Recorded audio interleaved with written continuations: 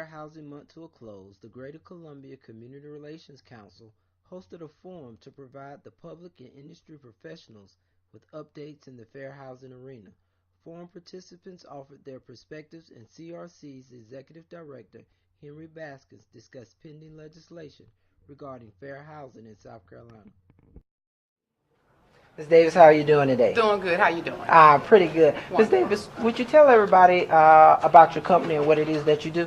Yes, I own Bluebird Property Management. We're a local property management company, and we manage predominantly residential real estate. We rent homes and apartments. Okay. Now, how long have you been doing that, Ms. Davis? Been doing that, gosh, about 15 years. Okay. Wanted you to tell us a little bit about the forum today.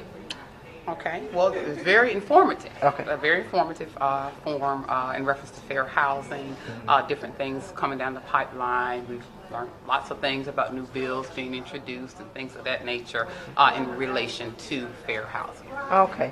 As a property manager, you bring a different perspective to this issue. You get the opportunity to talk to tenants as well as landlords. Correct. Are there anything, can you add some perspective to the situation with fair housing today from your perspective?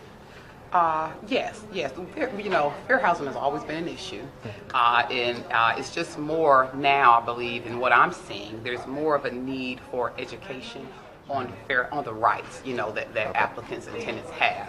There's more discrimination now than ever before, and not just discrimination based on blatant discrimination, black, white, green, yellow. It's more or less, disabilities. I believe the gentleman here earlier stated the influx of cases they've seen in relation to disability, being people being discriminated against because they're disability, or maybe the owner not wanting to modify the home to meet the needs if you have a wheelchair or a sidebar, whatever it is. There's so many different areas you could touch on with fair housing, but it's an issue because people you get discriminated against for your criminal background, and there's situations where you're not the person, or it's a son and a dad with a junior and a senior, and it's so touchy, and it's such a wide array of issues. So I learned a lot here today. I got a lot of information, and we're going to do it again so that we can hopefully get more people involved, before the complaint is filed for discrimination versus after.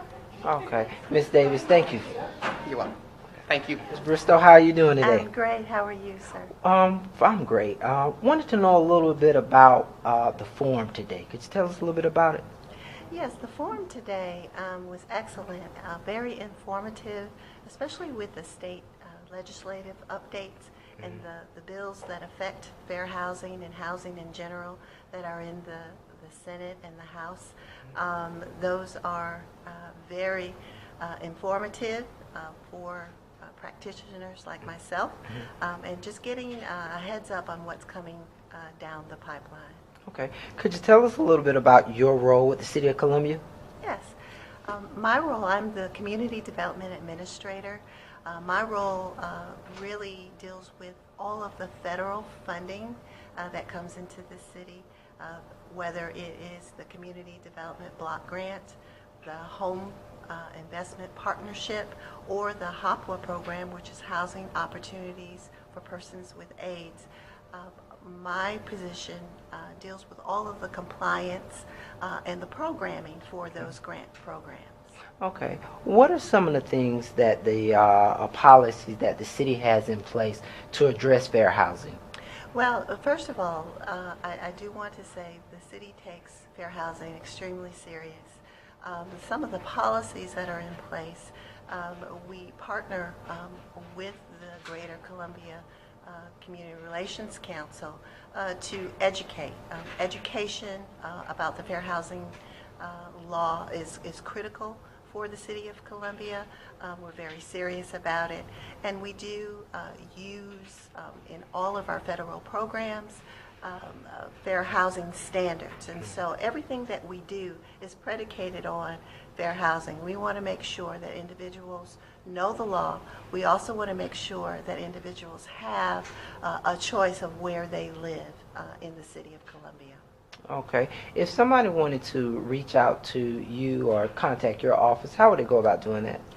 They would need to call our number at Community Development, which is area code 803-545-3373, or they can contact us via our website, the city's website, to get more information, and that is www.columbiasc.net/community development, and we'll be glad to assist with any questions that they have or provide any information. Okay, thank you so much for speaking with me. You're welcome. Thank you. Ms. Baskin, how are you doing today? I'm doing great. How are you? Pretty good. Could you tell us a little bit about the forum today? Oh, surely. The forum is a yearly product of CRC where we try to inform the general community as well as the professionals, the industry personnel about what's going on in the housing and fair housing arena. We bring in professionals from the real estate, bring in people from HUD, people from the city of Columbia, Richland County, as well as South Carolina Appleseed Legal Services, to talk about fair housing rights, what we see coming down the pipe, what kind of problems the state has experienced, and what we can do to help solve those problems. Okay. I spoke with several people about the forum today, and they all mentioned how informative the legislative updates were. Could you tell us a little bit about those updates? What are some of the legislation that people may need to be aware of when it comes to fair housing? Well, there are several things going on now. There are two bills floating through the General Assembly, and it really doesn't have much on the surface to do with housing. It has to do with your criminal record or your background check.